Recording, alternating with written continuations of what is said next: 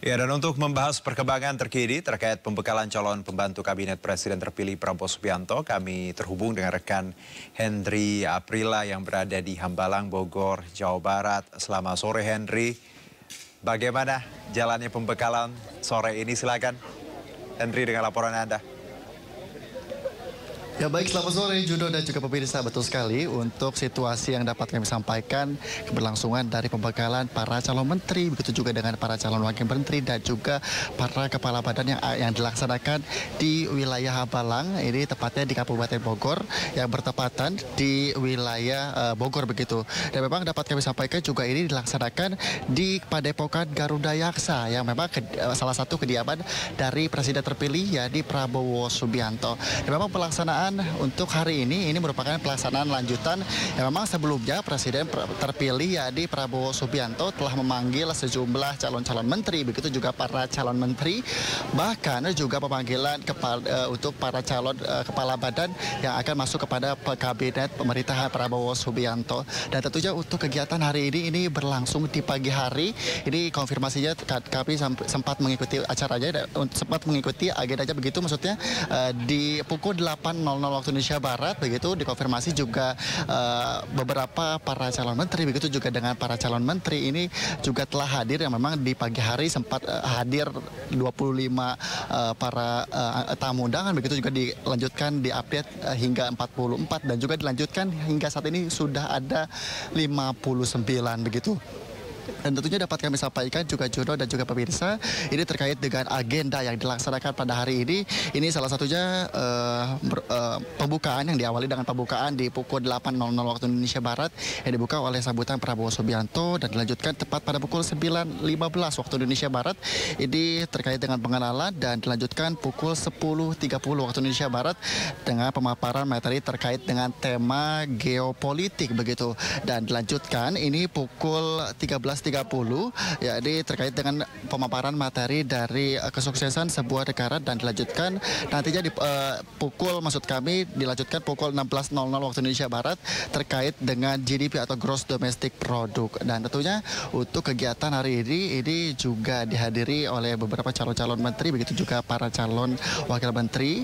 Dan tentunya untuk pelaksanaan hari ini tentu kami akan terus mengupdate informasinya, karena informasinya akan ada keterangan pers yang akan disampaikan. Namun kami belum bisa memastikan pastinya ini siapa yang akan nantinya menyampaikan keterangan pers pada kegiatan yang dilaksanakan pada hari ini. Sementara Juno, saya kembalikan ke Anda. Oke Henry, tadi Anda menyebutkan bahwa kemungkinan akan ada keterangan pers, namun belum tahu pasti siapa yang akan bicara dari Hambalang sore ini. Tapi kalau kita lihat Henry, apakah memang hari ini agendanya hanya sampai pukul tadi 4 atau ada agenda lain setelah itu, dan apakah besok juga akan ada pembekalan, Henry? Ya baik Juno dan juga pemirsa, dapat kami sampaikan bahwa ini memang pelaksanaan hari ini tadi tepat hingga pukul 16.00, maksud kami 16.00 waktu Indonesia Barat, dan nantinya juga akan dilanjutkan di esok hari juga sama. Ini konfirmasinya akan dimulai pada pagi hari hingga pukul 16.00 waktu Indonesia Barat. Tentunya pemaparan materi juga tadi telah dilakukan, dan di esok hari juga ada beberapa pemaparan materi terkait dengan pembekalan bagi para calon menteri, begitu juga dengan calon wakil menteri dan juga calon kepala badan yang juga akan masuk ke kabinet Prabowo Subianto. Dan tentunya juga memang untuk acara hari ini dimulai pada pagi hari, dan juga di esok hari juga akan berlangsung begitu konfirmasinya. Sementara dan kami akan terus memantau nantinya apakah akan ada kegiatan lanjutan yang akan dilaksanakan pada hari ini, bagaimana konfirmasi kehadirannya, begitu juga dengan kegiatan yang akan dilaksanakan hari ini. Tentu kami akan terus memantau dan mengupdate informasi situasi terkini di tepatnya pelaksanaannya di Hambalang, Kabupaten Bogor. Sementara Jono, saya kembalikan ke Anda. Henry, sebelum kita tutup, apakah Anda sempat berbincang dengan para tamu atau mungkin tokoh-tokoh yang familiar? Karena kita tahu kalau dari kemarin di Kertanegara beberapa tamu mereka dengan frontal berani mengungkapkan posisi yang akan mereka nanti duduki. Apakah Anda juga mendapat bocoran-bocoran dari para tamu yang hadir tentang posisi-posisi mereka yang akan mereka dapat?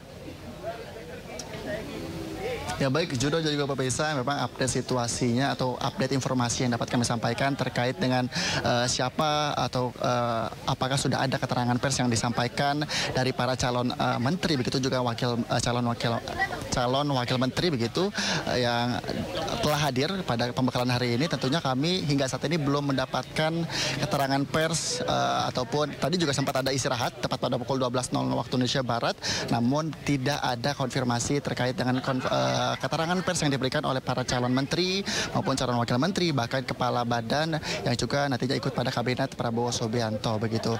Dan memang untuk konfirmasinya kembali, ini kami akan terus memantau informasinya apakah nantinya ini di akhir akan disampaikan langsung. Dari informasi yang beredar ini nanti akan disampaikan oleh salah satu anggota dari Partai Gerindra. Namun kami belum mendapatkan informasi pastinya. Tentunya nanti kami akan terus mengupdate informasi terkait dengan hasil akhir begitu, apakah para calon menteri ini ditempatkan di mana begitu, lalu menjadi menteri apa. Nanti kami akan terus mengupdate informasinya terkait dengan hasilnya begitu, kesimpulannya seperti apa, dan juga akan terus memantau di esok hari akan kegiatannya seperti apa. Sementara saya kembalikan ke Anda, Juno. Baik, Hendri, terima kasih atas laporan Anda. Selamat bertugas kembali. Ya, pemirsa, sebelumnya Selasa siang Presiden terpilih Prabowo Subianto kembali memanggil sejumlah tokoh ke Kertanegara, Jakarta Selatan. Para tokoh tersebut akan ditugaskan untuk membantu Presiden di pemerintahan Prabowo Gibran.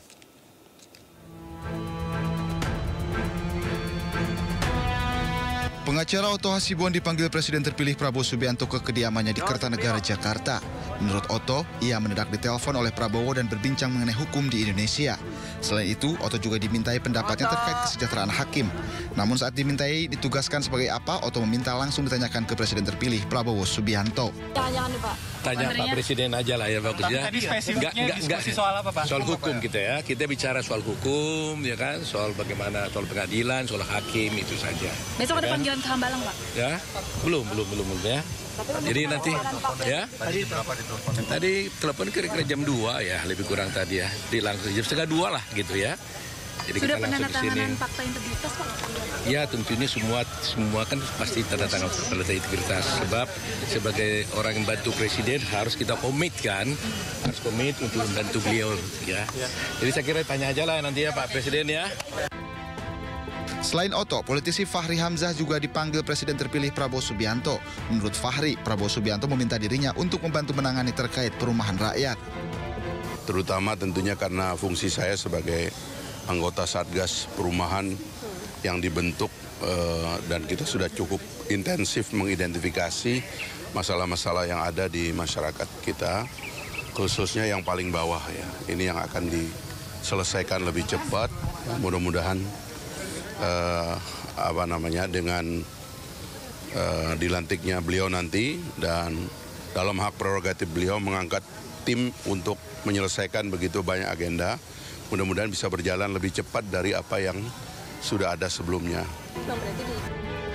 Diketahui hari ini dan kemarin Presiden terpilih Prabowo Subianto memanggil sejumlah tokoh. Para tokoh tersebut akan ditugaskan untuk membantu tugas Presiden di pemerintahannya nanti bersama Gibran Rakabuming Raka. Tim Liputan iNews melaporkan. Ya, teka-teki Menteri Prabowo Gibran masih menjadi pertanyaan. Tidak hanya tokoh partai tapi juga tokoh nasional ikut dipanggil ke rumah Kertanegara terkait penggodokan calon menteri.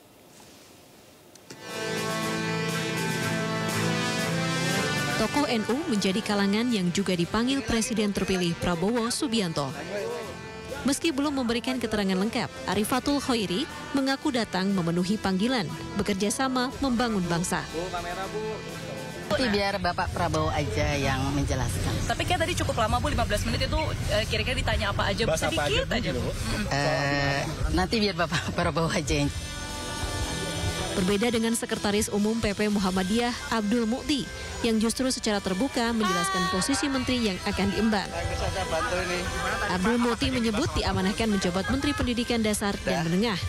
Baik, yang tadi Pak Prabowo menyampaikan memberikan amanah kepada saya untuk memimpin Kementerian Pendidikan Dasar dan Menengah. Dan insya Allah saya didampingi 2 orang wakil menteri.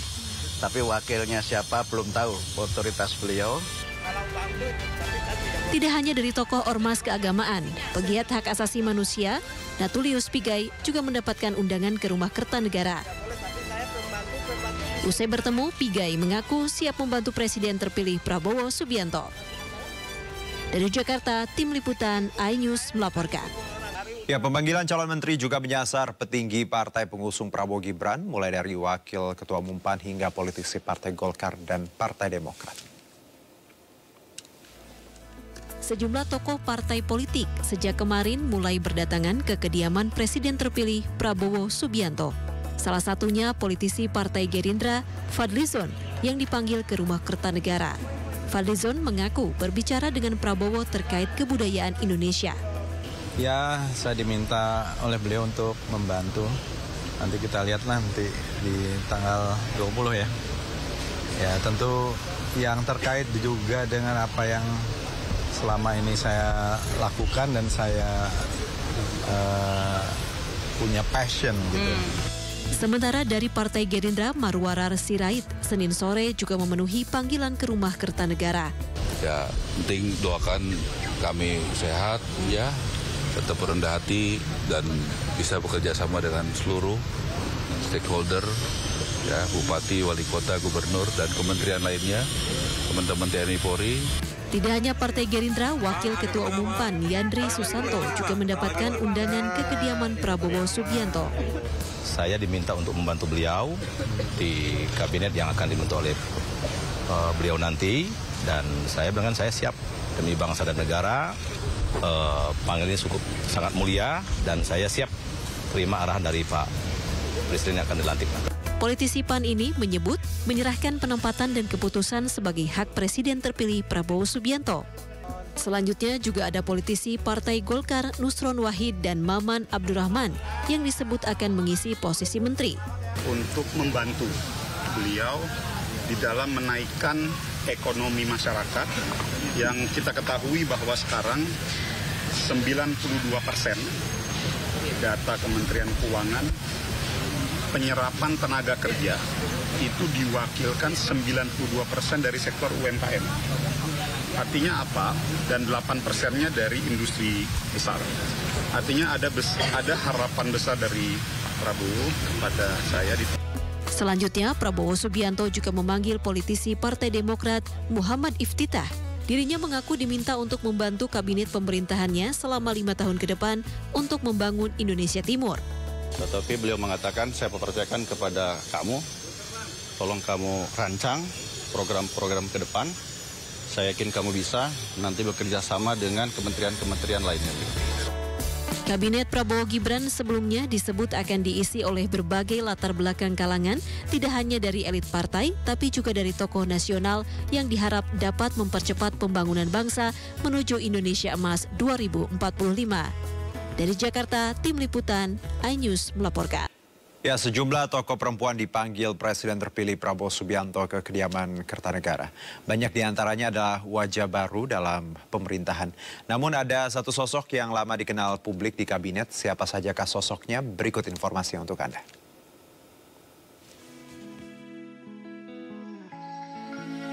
Sejumlah sosok perempuan mencuri perhatian di antara para tokoh yang dipanggil Presiden terpilih Prabowo Subianto ke kediaman Kertanegara. Sosok tokoh perempuan pertama adalah Sekretaris Pengurus Pusat Nahdlatul Ulama, Arifah Hoiri Fauzi. Nanti biar Bapak Prabowo aja yang menjelaskan. Tapi kayak tadi cukup lama Bu, 15 menit itu kira-kira ditanya apa aja, sedikit aja Bu. Nanti biar Bapak Prabowo aja yang jawab. Selain Arifah Hoiri Fauzi, nampak pula sosok pengusaha muda Widianti Putri Wardana yang turut hadir ke kediaman Prabowo di Kertanegara. Tokoh perempuan berikutnya adalah penjabat Gubernur Papua Tengah, Ripka Haluk, yang mengaku siap mengemban tugas dari Presiden terpilih Prabowo Subianto. Pak Prabowo pesan apa aja kepada Ibu?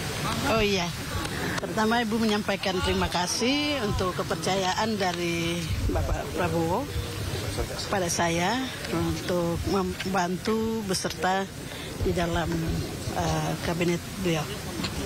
Rencananya mengisi kabinet apa, mengisi menteri apa? Spesifik belum bisa kami sampaikan nanti setelah diumumkan. Kejutan datang dengan kehadiran Veronica Tan. Mantan istri Basuki Cahayapurnama atau Ahok ini juga menyampaikan kesiapannya membantu pemerintahan Prabowo Gibran.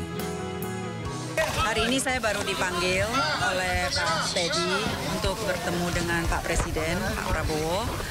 Ya, semoga saya bisa melayani masyarakat untuk kedepannya. Tapi untuk semuanya saya masih menunggu Pak Presiden yang mengumumkan. Hadir pula mantan Ketua Komisi 1 DPR RI, Lutia Hafid. Tadi saya diundang setengah jam lalu, jadi baru banget diundangnya, kemudian datang dan diskusi sedikit terkait tugas-tugas yang memang sudah menjadi bidang saya. Itu saja mungkin beliau mengajak kemudian memperkuat tim beliau. Selain keempat tokoh perempuan calon menteri tersebut, ada satu wajah lama, Menteri Keuangan Sri Mulyani. Kedatangannya semakin menegaskan Prabowo kembali memintanya mengisi jabatan Menteri Keuangan. Ketua Umum Partai Gelora Anies Mata juga dipanggil Presiden terpilih Prabowo Subianto ke Kertanegara. Selain Anies Mata, mantan Wali Kota Bogor Bima Arya juga dipanggil ke kediaman Prabowo untuk diminta membantu pemerintahan. Politisi senior Anies Mata menjadi salah satu tokoh politik yang juga hadir memenuhi panggilan Presiden terpilih Prabowo Subianto. Ketua Umum Partai Gelora ini menyebut dirinya diminta untuk menjadi Wakil Menteri Luar Negeri.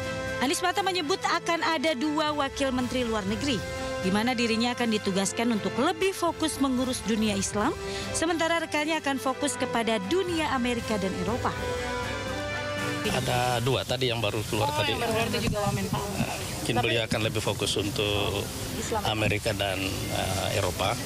Saya lebih fokus ke dunia Islam ya. Sementara itu juga hadir di Rumah Hambalang mantan Wali Kota Bogor Bima Arya. Politisi PAN ini diminta untuk membantu Prabowo di bidang kepemiluan dan sinkronisasi pemerintah daerah. Pak Presiden juga ingin agar ada sinkronisasi pemerintahan daerah begitu ya. Jadi ya insya Allah dengan pengalaman saya sebagai kepala daerah dan juga dulu mantan pengamat politik ya, siap untuk memberikan kontribusi bagi pemerintahan mendatang. Namun Bima Arya masih enggan menyebut posisi menteri apa yang akan diembannya. Menyusul rekan satu partainya Fadlizon dan Marwarar Sirait, politisi Partai Gerindra Immanuel Ebenezer juga disebut mendapat mandat membantu kabinet Prabowo Gibran. Immanuel Ebenezer ditugaskan sebagai Wamen Ketenagakerjaan. Kita mau pemerintahan pertama Prabowo ini dijalankan dengan benar lah ya. Apalagi kayak saya aktivis punya tanggung jawab moral dan politik. Kita tidak mau pemerintahan awal ini dirusak oleh para brutus, para klepto yang ya dalam pidato Pak Prabowo jangan kirim orang-orang yang mau nyopet anggaran lah ya APBN dan APBD. Sementara itu politisi Partai Gerindra Budiman Sujatmiko juga disebut ditugaskan untuk mengurus ketimpangan sosial. Dari Jakarta, tim Liputan iNews melaporkan. Ya, pemirsa, jajaran menteri di Kabinet Indonesia Maju Joko Widodo, Ma'ruf Amin masih memiliki daya pikat bagi Presiden terpilih Prabowo Subianto. Setidaknya ada 16 nama menteri dan wakil menteri yang dipanggil ke kediaman Prabowo di Jalan Kertanegara, Jakarta. 16 menteri dan wakil menteri dari Kabinet Indonesia Maju hadir di kediaman Presiden terpilih Prabowo Subianto di Jalan Kertanegara 4, Jakarta Selatan. Kedatangan mereka dikabarkan terkait dengan posisi di Kabinet Prabowo Gibran.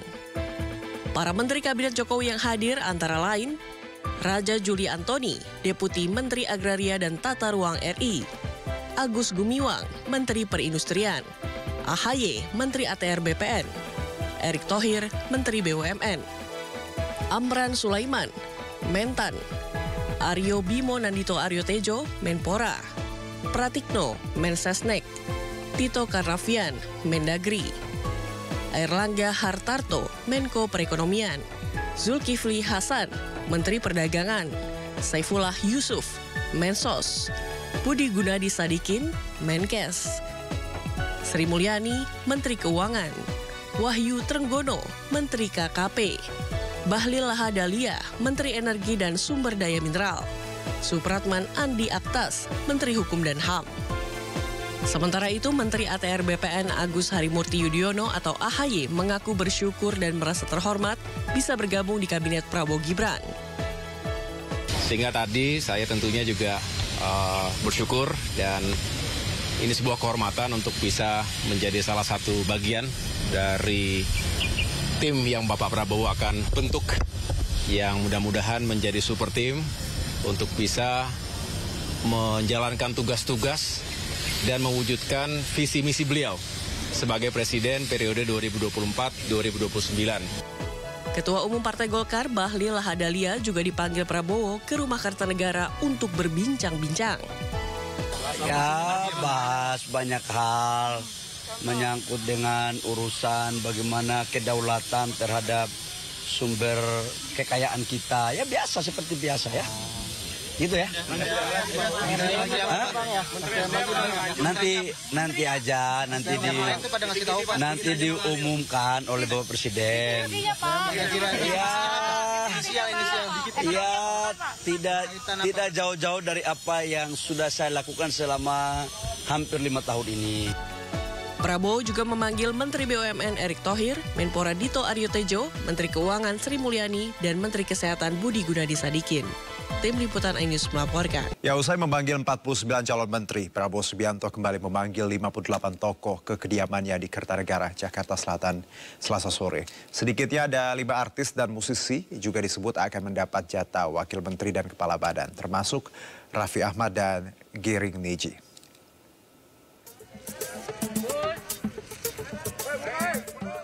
Usai memanggil calon menteri, Prabowo Subianto kini memanggil 58 calon wakil menteri dan kepala badan di Kertanegara Kebayoran, Jakarta Selatan.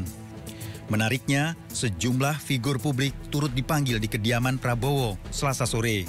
Di antaranya artis Raffi Ahmad, Gus Miftah, legenda bulu tangkis Indonesia Taufik Hidayat. Yang jelas bukan wakil menteri. Jadi Bapak perintahkan untuk lebih banyak fokus di bidang moderasi, toleransi, dan semacamnya. Jadi walaupun kita berangkat masuk ke beliau bersama-sama, tetapi dengan tugas bidang masing-masing. Sesuai dengan bidangnya, ya saya sebagai Menteri Hukum ya.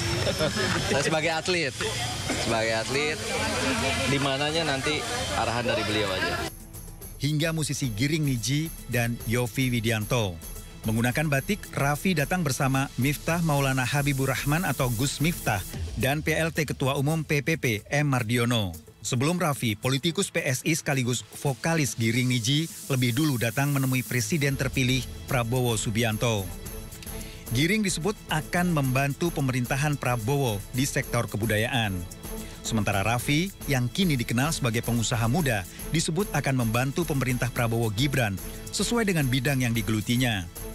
Tadi saya sama ada beberapa senior-senior juga, jadi memang hari ini saya dipanggil sama Bapak Presiden terpilih, Bapak Prabowo, untuk membantu beliau pastinya untuk membantu negara dalam bidang yang saya kuasai. Pastinya kisaran karena saya pengusaha, generasi muda, kira-kira pekerja seni, dan juga kreatif, ya kurang lebih itulah. Sementara dari 58 wamen dan kepala badan yang dipanggil Prabowo, 3 diantaranya merupakan ketua umum partai pendukung Kim. 6 politikus Gerindra disebut paling banyak mendapatkan jatah kursi wamen atau kepala badan. Di antara 4 partai lain, yakni Golkar, PAN, PSI, dan Demokrat. 7 wajah lama wamen Kabinet Indonesia Maju dan Menkominfo Budi Ari juga turut dipanggil Prabowo. Seperti di hari pertama pemanggilan calon menteri, Prabowo kembali memanggil lebih banyak kalangan profesional untuk mengisi kursi kabinet. Sedikitnya ada 20 kalangan profesional dan 6 relawan TKN Prabowo Gibran yang akan mendapat jatah kursi di kabinet pemerintah baru. Tim Liputan iNews melaporkan. Pemirsa, puluhan tokoh memenuhi panggilan ke kediaman Presiden terpilih Prabowo Subianto di Kertanegara, Jakarta untuk membantu pemerintahannya mendatang. Dari sejumlah nama yang terlihat, belasan nama merupakan menteri pada era Presiden Jokowi. Presiden terpilih Prabowo Subianto terus memanggil sejumlah tokoh ke kediamannya di Jakarta. Hingga Selasa sore kemarin, puluhan nama yang datang menemui Prabowo digadang-gadang akan membantu Prabowo pada kabinet pemerintahannya mendatang.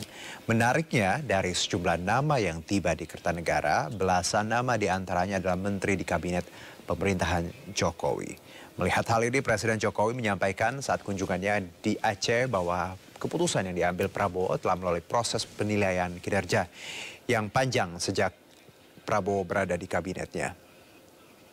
Lebih jauh, Jokowi juga menilai langkah yang diambil Prabowo merupakan langkah keberlanjutan. Yang pertama, itu adalah hak prerogatif Presiden terpilih Bapak Jenderal TNI Purnawirawan Prabowo Subianto. Itu hak prerogatif. Siapapun yang dipilih, kita semuanya menghargai. Mengenai kurang lebih 15 atau 16 menteri di kabinet sekarang yang juga dipilih oleh Bapak Prabowo Subianto, itu juga saya kira melalui pertimbangan matang, melalui seleksi-seleksi, melalui pengalaman beliau bergaul, berinteraksi dengan para menteri selama 5 tahun. Dan memang hampir tim ekonomi yang ada memang, yaitu yang namanya keberlanjutan yaitu.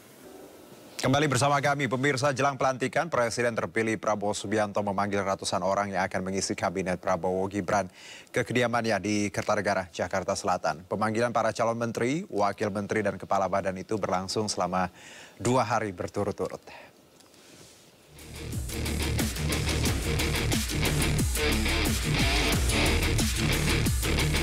Sejumlah tokoh silih berganti keluar dan masuk dari kediaman Presiden terpilih Prabowo Subianto di Jalan Kertanegara pada hari Senin 14 Oktober hingga Selasa 15 Oktober 2024. Tak tanggung-tanggung, ada 49 nama calon menteri yang dipanggil ke kediaman Prabowo pada Senin 14 Oktober 2024. Para calon menteri tersebut terdiri dari berbagai kalangan, tidak hanya tokoh partai, tapi juga tokoh nasional. Tak sedikit wajah lama kembali didapuk mengisi kursi kabinet. Sedikitnya ada 11 menteri kabinet Indonesia Maju di era pemerintahan Jokowi yang akan kembali mendapatkan jatah kursi menteri. Di antaranya Tito Karnavian, Pratikno, Erick Thohir, Dito Aryo Tejo, hingga Sri Mulyani. Selain itu, Prabowo juga memanggil sedikitnya 5 ketua umum partai politik. 3 di antaranya masih menjabat di pemerintahan Jokowi, yakni Ketua Umum PAN Zulkifli Hasan, Ketua Umum Demokrat Agus Yudhoyono, dan Ketua Umum Golkar Bahlil Lahadalia. Sementara itu ada juga sejumlah wajah baru yang akan menduduki kursi menteri. Di antaranya Yusril Iza Mahendra, Wakapolri Agus Andrianto, dan politisi Golkar Maman Abdurrahman. Namun yang paling mengejutkan adalah 3 calon menteri baru yang turut didapuk. Di antaranya Imam Besar Istiqlal, Kiai Haji Nazaruddin Umar, politisi Golkar Mutia Hafid, hingga Veronica Tan, mantan istri Ahok yang disebut akan menduduki kursi Menteri PPA.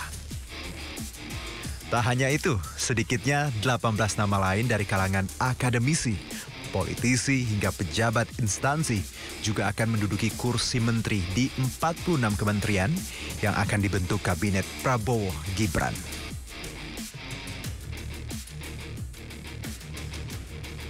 Usai memanggil para calon menteri, Presiden terpilih Prabowo Subianto melanjutkan memanggil para calon wakil menteri dan kepala badan ke Rumah Kertanegara pada Selasa 15 Oktober 2024.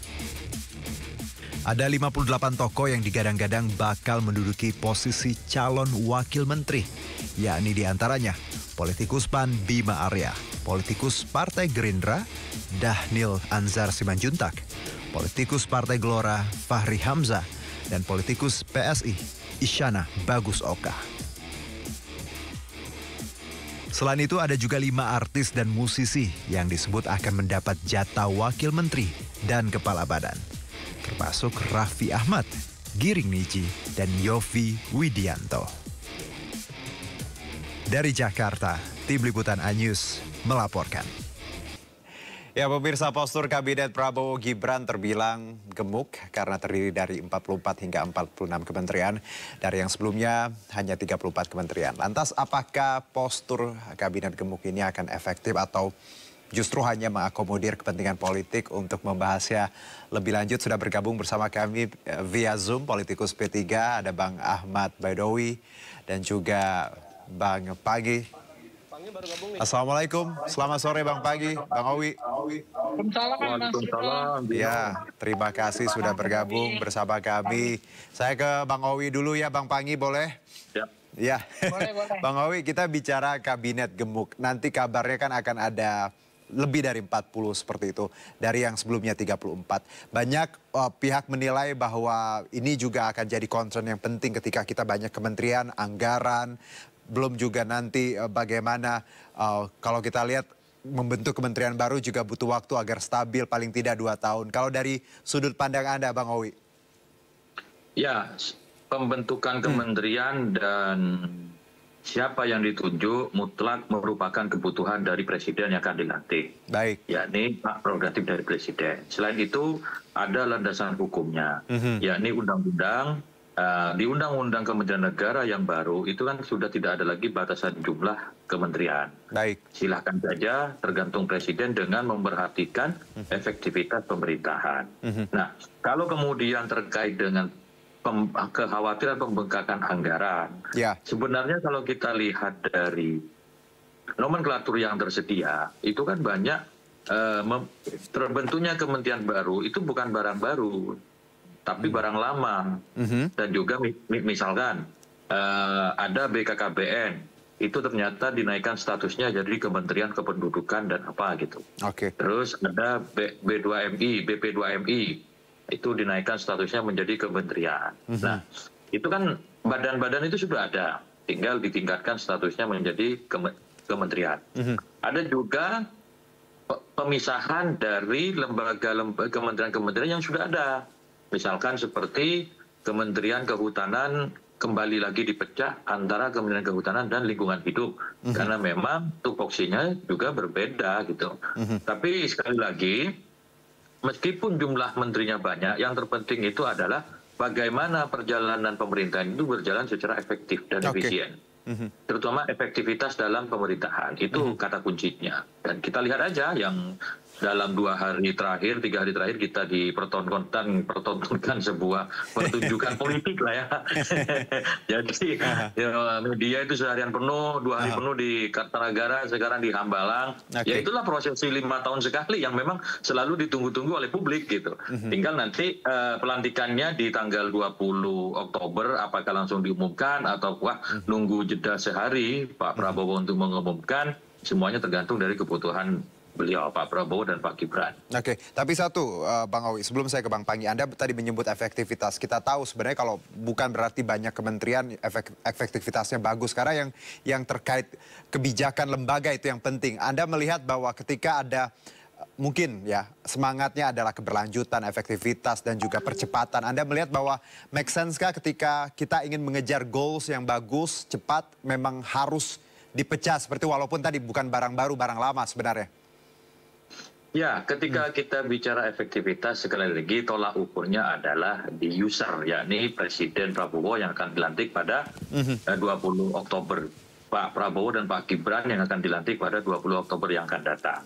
Tentunya terkait dengan efektivitas pemerintahan itu disesuaikan dengan kondisi-kondisi lapangan. Kalau kita intip ya, saya ambil contoh. Kementerian Hukum dan HAM.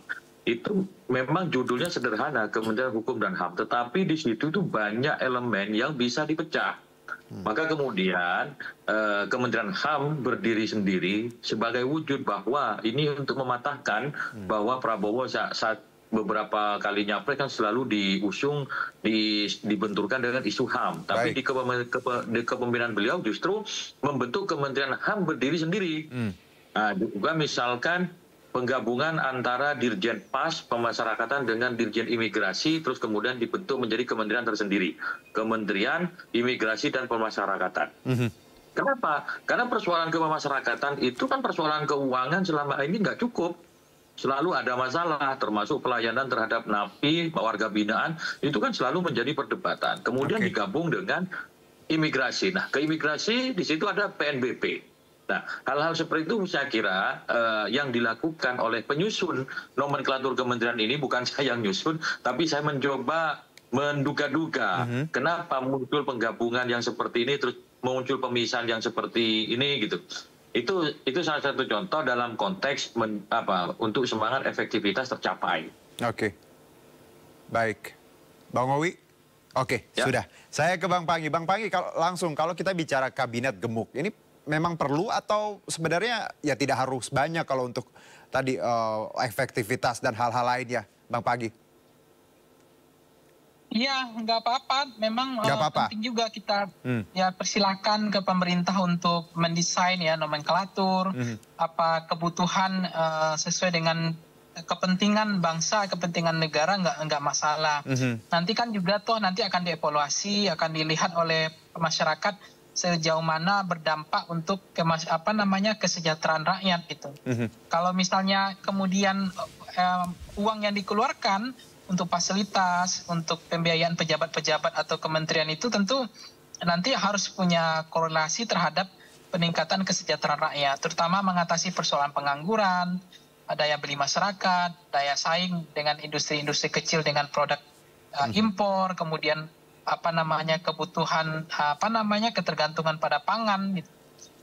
Kemudian persoalan-persoalan lain. Jadi saya pikir kita berikan aja kesempatan kepada Pak Prabowo untuk mendesain tadi apa yang disampaikan Kang Awi, ada keseriusan dalam persoalan HAM, dipisah dari Kementerian Hukum, kemudian imigrasi dan pemasyarakatan, kemudian ada pemisahan-pemisahan di Kementerian Perumahan Rakyat dengan PUPR gitu. Itu jadi tanda keseriusan Pak Prabowo bagaimana rakyat Indonesia punya rumah yang layak misalnya. Dan fokus pada bidang-bidang masing-masing gitu. Jadi nanti kan ada juga waktu nanti untuk rakyat mengevaluasi, mengkoreksi, bahkan mungkin juga ada resapel dari Presiden bahwa ini justru tidak efisien, tidak efektif. Nah kalau kita bilang sekarang tidak efisien, tidak efektif, karena ini adalah tentu kita nanti khawatirnya justru kita nggak berikan kesempatan dulu. Iya, itu yang harus kita sama-sama garis bawahi, bahwa ini baru permulaan ya. Nantinya akan ada evaluasi, efektivitas dan hal-hal yang jangan ujuk-ujuk kita juga seuzon seperti itu ya Bang Panggi dan juga Bang Owi. Tapi masih ke Bang Panggi, kalau tadi Anda menyebutkan sebenarnya kita tahu bahwa mungkin fokusnya Pak Prabowo bagaimana lebih detail terhadap beberapa hal. Misalnya seperti hukum dan HAM akan dipecah, lalu kehutanan dan lingkungan hidup termasuk perubahan dan PUPR tadi. Yang jadi juga pertanyaan Bang Panggi, selain anggaran, ketika kementerian-kementerian yang memang sudah established itu dipecah, otomatis akan ada adjustment. Yang saya baca juga bahwa ketika satu kementerian baru ataupun walaupun dari barang lama, butuh waktu cukup lama sekitar 2 tahun untuk stabil. Bagaimana Anda melihat bahwa kementerian baru ini bisa bekerja dengan efektif, sementara banyak analisa bahwa ketika ada hal baru walaupun dari barang lama, tidak gampang untuk membuat satu kementerian tersebut punya waktu untuk stabil dalam waktu singkat. Bang Panggi. Iya Mas Juno, memang ya, ini challenge-nya di situ sebenarnya. Memang ketika ada kementerian yang terpisah, dulu ada Kementerian Sumber Daya Manusia ya, kemudian Kementerian Ristek dan Menengah, Perguruan Tinggi, ada sekarang Kementerian Dasar dan Menengah gitu, dipecah-pecah. Termasuk tadi ada misalnya tadi soal kehutanan sama lingkungan. Dan Menkumham dengan HAM-nya, termasuk tadi Kementerian PUPR dan seterusnya, tentu punya challenge, tantangan yang tidak mudah. Pertama mengadaptasi, termasuk soal konsekuensi anggaran yang harus dipersiapkan gitu. Termasuk mungkin ya infrastrukturnya, fisiknya, bangunan kementeriannya. Nah, itu tantangan paling tidak ya untuk settle, untuk bisa baik ke depannya paling ya 2 tahun butuh waktu, tergantung adaptasinya. Kalau misalnya menterinya bergerak cepat tentu nggak butuh waktu lama, paling di 1,5 tahun itu sudah bisa jalan seperti kementerian-kementerian lain gitu, cepat gitu. Karena memang tidak mudah kementerian baru ini tentu sumber dayanya, kemudian anggarannya, termasuk cara KPI-nya, Key Performance Indicator yang akan mereka ukur sebuah keberhasilan kementerian, tentu itu tantangannya di situ, challenge di situ Mas Bino. Baik, Bang Owi, menyambung tadi pembicaraan dengan Bang Panggi bahwa ketika kita melihat kementerian baru, tentunya ini akan ada agak turbulence di awal karena mereka harus menjalankan portofolionya dengan waktu yang juga tadi tidak singkat. Apa menurut Anda, insight apa yang bisa Anda analisa di sini yang harus dilakukan Pak Prabowo dan para pembantunya nanti dengan adanya kementerian baru agar cepat efektif bekerja? Jadi goalnya itu kan adalah Indonesia Emas 2045 sebagaimana RPJMN yang sudah disahkan menjadi undang-undang. Nah, untuk ke tahapan itu ke 2045 kan butuh setidaknya dua kali masa presiden 20 tahun yang akan datang, itu 2 kali presiden ya, karena 4 kali pemilu. Nah, tentunya tahapan-tahapan itu dimulai dari sekarang. Target-target menuju Indonesia Emas 2045 itu apa yang harus dilakukan. Jadi dari sekarang termasuk pemerintahan yang akan datang itu harus ada target. Nah, untuk tahap awal setidaknya presiden itu bisa memberikan target kepada para pembantunya, yakni para menteri. Misalkan ditarget dalam 100 hari kerja mau ngapain, dalam 6 bulan hari kerja mau ngapain. Fondasi menuju Indonesia Emas 2045 di era Prabowo Gibran ini harus juga diletakkan, selain juga melanjutkan pekerjaan pembangunan yang sudah dirintis zaman pemerintahan sebelumnya. Jadi bukan berarti berganti pemerintah itu berganti semuanya, tapi tema keberlanjutan itu penting. Supaya kontinuitas target Indonesia Emas 2045 itu bisa tercapai secara terukur. Berarti ini kaitannya Bang Owi, kalau kita tadi bicara target 100 hari, 6 bulan, berarti right person on the right track ini penting sekali. Jadi Pak Prabowo harus mengkaji benar posisi orang-orang yang memang harus cepat paham dan sudah paham seperti itu dengan posisi yang nanti akan didapat mereka, Bang Owi. Ya, kalau kita lihat kemarin ada istilah second cabinet. Second cabinet itu kan bukan berarti orang yang tidak berasal dari partai politik, tetapi orang yang profesional di bidangnya. Profesional di bidangnya itu bisa berasal dari partai politik ataupun bisa dari non-parpol. Dari nama-nama yang beredar, kalau kami lihat sepintas berdasarkan background yang ada, itu orang yang tepat di tempatnya. Contoh ya, tadi kan saya nyebut istilah di Kementerian Hukum dan HAM yang dipecah. Kementerian Hukumnya tetap Menkumham yang hari ini, Pak Supratman Andi Aktas. Beliau 10 tahun ngelola badan legislasi, urusan perundang-undangan paham betul. Terus ada Natalius Pigai yang digadang-gadang Kementerian HAM, yang kita tahu Pigai itu adalah mantan Komnas HAM. Ada juga Pak Agus Wakapolri hari ini digadang-gadang sebagai Menteri Imigrasi dan Permasyarakatan, yang memang tidak jauh dari dunia-dunia yang digelutinya. Itu apa? Bahwa profesionalitas yang dalam kepemimpinan Pak Prabowo dalam menentukan kabinet, anggota kabinetnya itu benar-benar diperhatikan. Meskipun sekali lagi kami sampaikan bahwa jabatan di kementerian itu jabatan politis, pengambilan kebijakan, tetapi kalau tidak sesuai dengan backgroundnya itu tentu akan jadi masalah. Tapi kalau sesuai dengan backgroundnya, insya Allah itu lebih lempeng dan lebih lancar gitu. Baik, dan tadi semangatnya ya Bang ya, walaupun berasal dari partai politik, tapi ketika menjadi menteri ya harus tadi dengan sesuai zakennya, harus tadi inklusif, tidak berpihak pada satu kepentingan ya Bang Owi ya. Ya, betul. Baik Bang Pangi, satu mungkin, kalau kita lihat tadi ini kaitan dengan gemuk dan juga tadi a right person on the right track or path, apakah kita masih bisa berharap dengan zaken yang digaungkan Pak Prabowo? Karena beberapa orang mungkin agak pesimis melihat nama-nama yang lagi-lagi kaitannya erat dengan partai politik. Tapi kita melihat bahwa tidak ada masalah dengan itu, asal kualitasnya memang tadi bagus seperti itu. Bang Pangi, bagaimana? Iya, tentu saja Mas Dino, Pak Prabowo pasti karena membuat kabinet Persatuan Indonesia ini ya, kabinet Persatuan Nasionalis. Jadi bagaimana kemudian mengakomodir semua kekuatan politik yang ada, hampir tidak ada tersisa ya, tapi nggak tahu nih bagaimana kondisi PDIP per hari ini gitu. Nah, artinya memang ini menunjukkan bahwa Pak Prabowo ingin ada mazhab beliau kan mazhab persatuan dan kemajuan gitu. Jadi ini yang membuat beliau berupaya untuk membuat kabinet yang sangat grand coalition, kabinet yang sangat gemuk. Hampir semua partai ada di situ, ketua umum partai dan elit-elit penentu di partai juga ada di kabinet ini, termasuk representasi dari pekerja seni dan hiburan, kemudian dari atlet, kemudian juga dari tokoh agama seperti Nasaruddin Umar ya, termasuk ada Gus Miftah untuk menunjukkan toleransi, moderasi dan kemajemukan dan keindonesiaan yang ingin disampaikan Pak Prabowo. kemudian ada peronikatan untuk menggambarkan sosok perempuan dan kemudian etnis minoritas misalnya ya, itu juga ingin diangkat oleh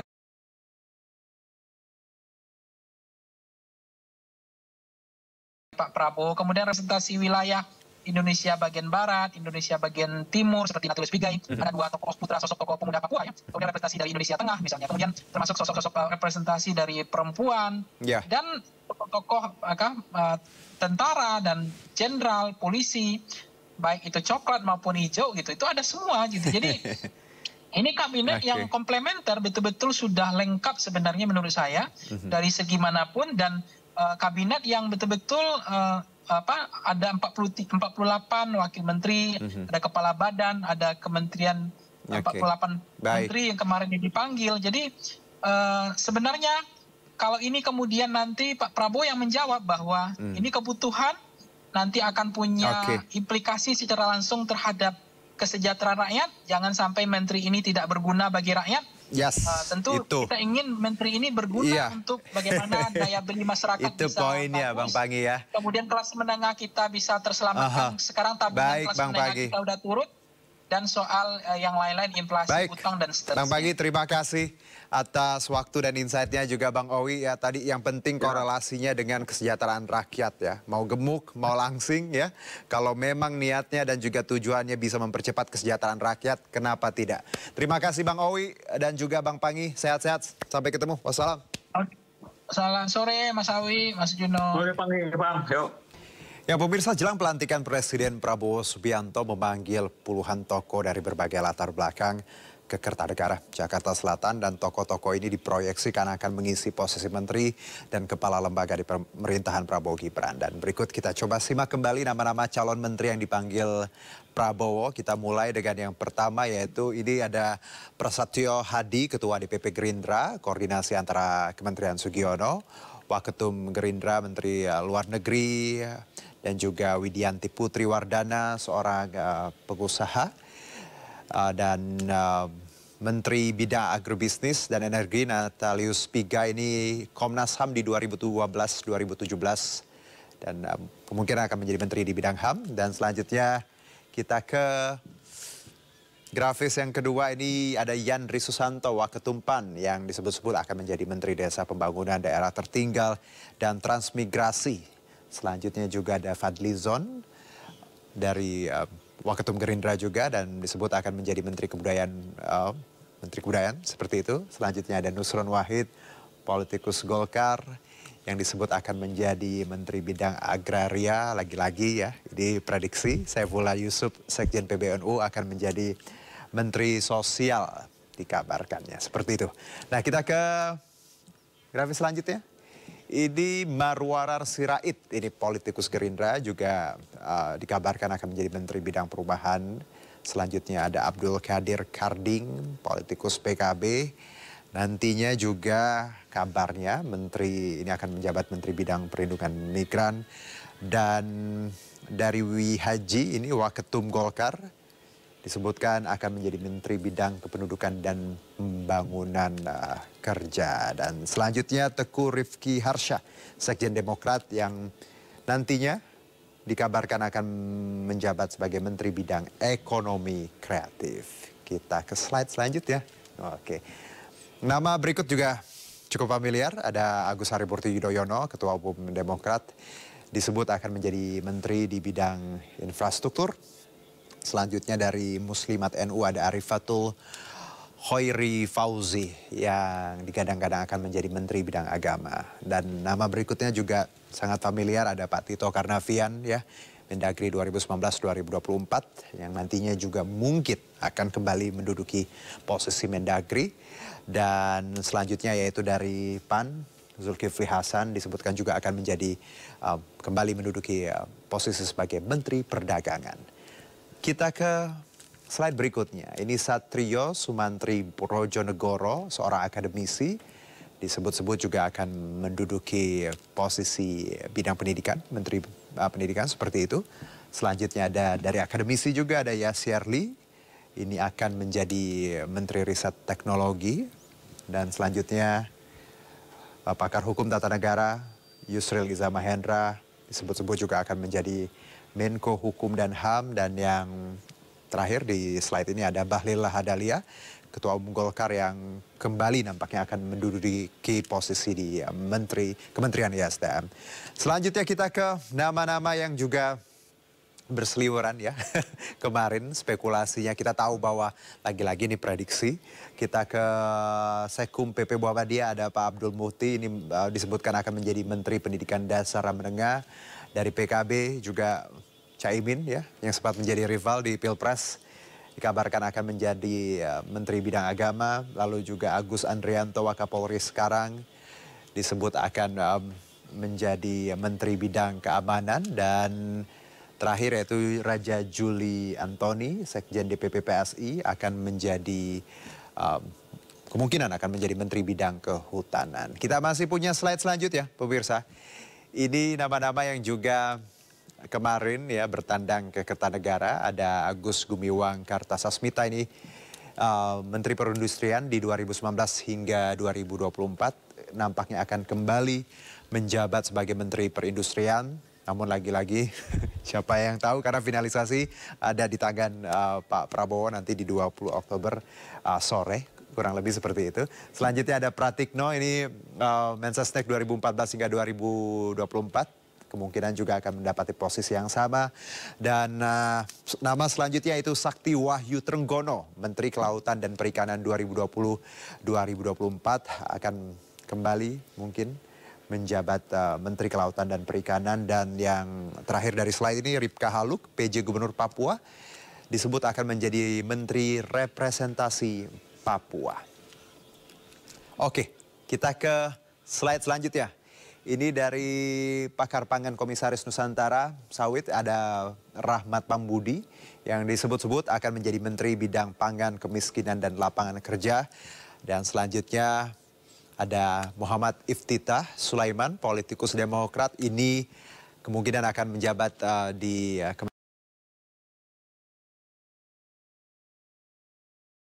Kementerian Bidang Perencanaan Bangunan. Dan dari Golkar ada Maman Abdurrahman, juga disebutkan akan menjadi Menteri UMKM.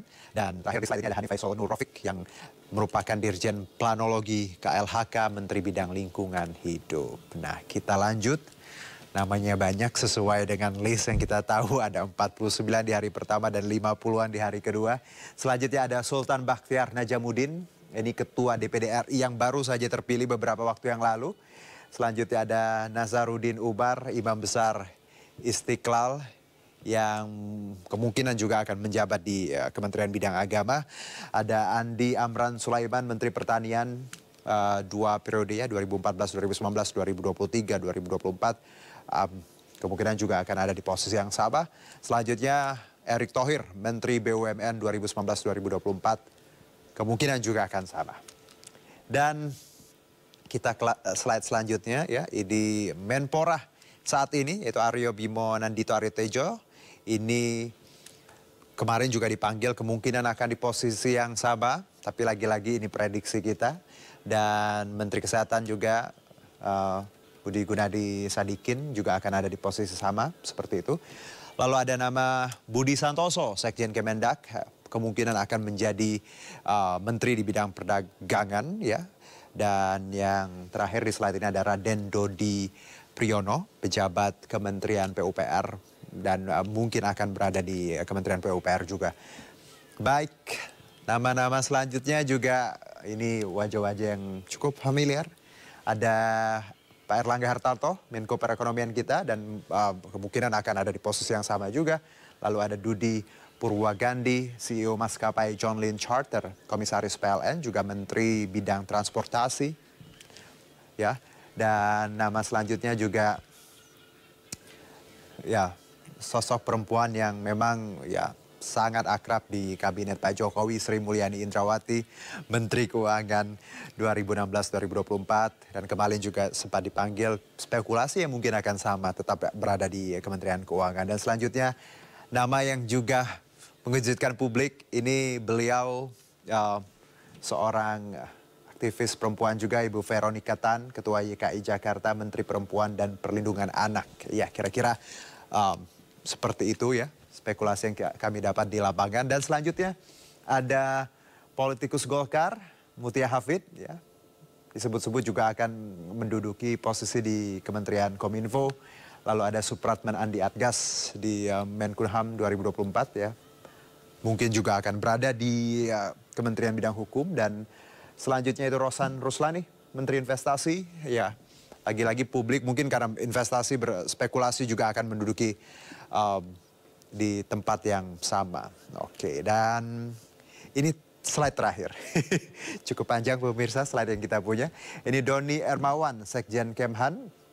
Disebut-sebut juga akan menduduki posisi di bidang pertahanan. Dan Muhammad Herindra Wamenhan 2020-2024 juga disebut-sebut akan berada di Kementerian Pertahanan dan Keamanan. Jadi kira-kira itulah list yang kami coba rangkum. Lagi-lagi ini semuanya adalah prediksi ya dari yang kami rangkum dari banyak sumber, baik itu online dan juga di lapangan. Jadi lagi-lagi kita tahu finalisasinya ada di 20 Oktober dan akan diumumkan langsung oleh Presiden dan Wapres terpilih Pak Prabowo dan Gibran Rakabuming Raka. Kembali bersama kami pemirsa. DPR menyetujui Muhammad Herindra menjadi Kepala Badan Intelijen Negara atau BIN menggantikan Budi Gunawan. Hal itu disampaikan Ketua DPR Puan Maharani usai menguji kelayakan dan kepatutan Muhammad Herindra menjadi Kepala BIN di DPR siang tadi. Uji kelayakan dan kepatutan menyertakan seluruh perwakilan parpol yang duduk di DPR dan selanjutnya hasil uji kelayakan dan kepatutan dibawa ke rapat paripurna untuk disahkan. DPR berharap Kepala BIN baru Muhammad Herindra bisa dilantik bersamaan dengan pelantikan Kabinet Pemerintahan Prabowo Gibran. Baru saja kami pimpinan DPR bersama dengan tim yang melakukan tim perwakilan dari semua fraksi, 8 fraksi yang ada di DPR melakukan pertimbangan atau fit and proper terkait dengan calon kepala BIN atas nama Bapak Muhammad Herindra, yang mana hasil dari tim pertimbangan tersebut menyatakan Bapak Muhammad Herindra sebagai satu-satunya calon kepala BIN dinyatakan kami terima untuk bisa dilantik pada waktunya oleh Presiden yang nantinya akan dilantik pada tanggal 20 Oktober, yaitu Presiden yang akan datang, yaitu Presiden Prabowo Subianto. Untuk proses paripurnanya apakah dipastikan besok juga atau gimana? Insya Allah paripurna untuk menyatakan terkait dengan kesiapan bahwa calon kepala BIN yang akan datang ini kita akan lakukan paripurnanya besok hari Kamis. Itu direncanakan untuk dilantik bersama Menteri Kabinet tanggal 21 ya? Setelah ini kemudian akan saya atau pimpinan DPR berkirim surat kepada pemerintah bahwa nanti pelantikannya itu kapan, ya kami akan serahkan kepada pemerintah. Pesan untuk kepala BIN baru ini kira-kira harus prioritasnya ke arah mana gitu Mbak dari DPR?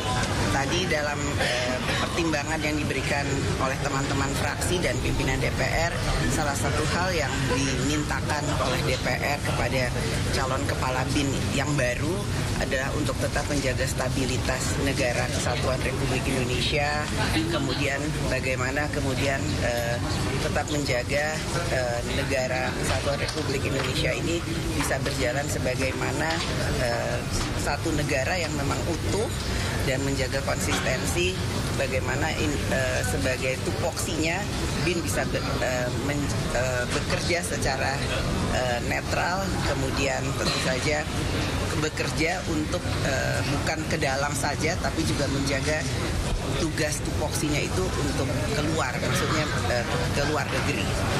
Gitu. Pak Indra mungkin Pak setelah proses ini Pak kira-kira apa? Sedikit aja Pak, sedikit aja Pak. Silakan Pak. Terutama Bapak kan akan menjabat nanti di pemerintahan baru, kira-kira ada pesan Pak Prabowo untuk ya intinya kita harus berkolaborasi dari semua stakeholder ya. Intinya kita harus tetap menjaga keutuhan negara Republik Indonesia. Itu aja dari saya ya. Pak Herindra insya Allah strategi Bapak nanti ada lah. Ya, makasih ya. Mbak Puan terkait nama Pak Budi Gunawan akan masuk kabinet, kabarnya gimana Mbak Puan? Baik, pemirsa, kita ke informasi berikutnya. PT Bank MNC International Tbk menggelar acara syukuran HUT ke-10 di MNC Bank Tower, Jakarta. Di momen yang spesial ini, MNC Bank turut optimis dalam menargetkan pertumbuhan aset hingga 30 triliun rupiah pada tahun 2025. Memasuki usia 1 dekadenya, PT Bank MNC International Tbk atau MNC Bank terus berkomitmen memberikan pelayanan terbaik kepada masyarakat di seluruh Indonesia. Dibalut dalam acara syukuran dan pemotongan tumpeng, perayaan HUT ke-10 MNC Bank ini turut dihadiri langsung Eksekutif Chairman MNC Group Haritanu Sudibyo bersama dengan jajaran pimpinan dan karyawan MNC Bank. Dengan performa yang kian positif seiring bertambahnya usia menjadi 10 tahun, MNC Bank optimis menargetkan pertumbuhan aset hingga 30 triliun rupiah pada tahun 2025 dan menjadi langkah baru peningkatan kinerja likuiditas. Saya berharap 10 tahun ini sebagai pijakan tonggak untuk MNC Bank ke depan tumbuh lebih baik lagi dan menjadi bank yang bisa membanggakan kita semua. Motion Bank yang kami harapkan bisa semakin meningkatkan performance daripada bank. Dan saat ini begitu banyak inisiatif yang sudah kami lakukan dan untuk 3 bulan sampai dengan akhir Desember 2024 itu masih ada beberapa inisiatif yang akan kami luncurkan. Kedepannya, MNC Bank yang merupakan unit bisnis dari PT MNC Capital Indonesia Tbk ini akan terus mengedepankan kolaborasi di semua lini untuk semakin lebih baik, serta berkomitmen melahirkan inovasi dalam mempermudah pelayanan perbankan kepada nasabahnya. Dari Jakarta, Esra Ambarita, Fakih Satrio iNews melaporkan.